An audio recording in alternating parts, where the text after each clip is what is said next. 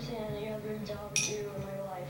He's a really adventurous dog, and he's a good swimmer. Magic is magical.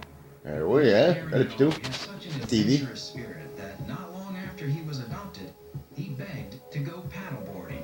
He would sit there and just whine. I went down there one day with one of my bigger boards that could hold 2 people and put it in the water and let Magic out of the car. He just ran down, hopped on the board like he's been doing it his whole life.